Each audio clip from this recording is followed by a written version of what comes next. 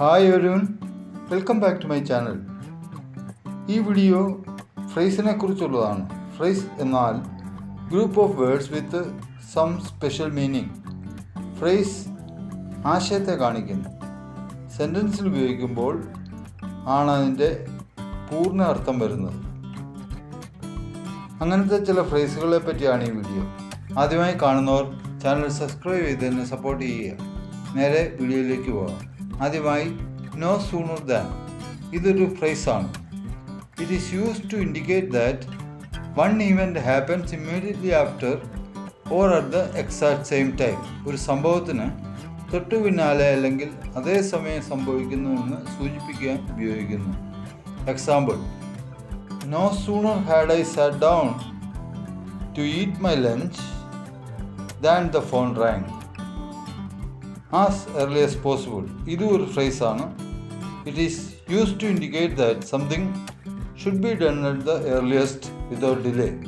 കാലതാമസമില്ലാതെ എത്രയും വേഗം എന്തെങ്കിലും ചെയ്യണമെന്ന് സൂചിപ്പിക്കാൻ ഉപയോഗിക്കുന്നു. Example: please submit your report as early as possible so we have time to review it. അടുത്ത് as soon as.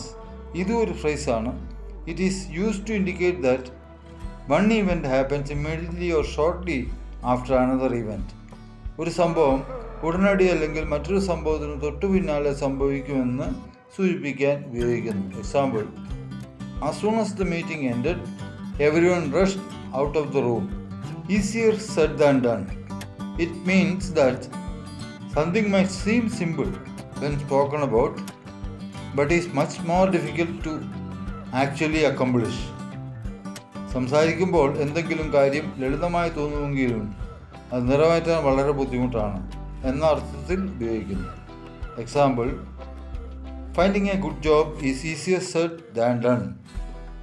നമ്മൾ പറയുമ്പോഴും എഴുതുമ്പോഴും സന്ദർഭത്തിനനുസരിച്ച് ഇപ്രകാരമുള്ള ഫ്രേസിൻ്റെ ഉപയോഗം നമ്മുടെ ആശയത്തെ അല്ലെങ്കിൽ നമ്മൾ ഉദ്ദേശിച്ച കാര്യം പരിപൂർണ അർത്ഥത്തിൽ ശ്രോതാവിന് അല്ലെങ്കിൽ വായനക്കാർക്ക് മനസ്സിലാക്കാൻ സാധിക്കുന്നു. അതുകൊണ്ട് ഇംഗ്ലീഷ് ലാംഗ്വേജിൽ ഫ്രേസിനും ഇഡിയംസിനും പ്രധാന സ്ഥാനം ആണുള്ളത്. വീഡിയോ ഇഷ്ടമായാൽ ലൈക്ക് ചെയ്യുക. Thanks for watching.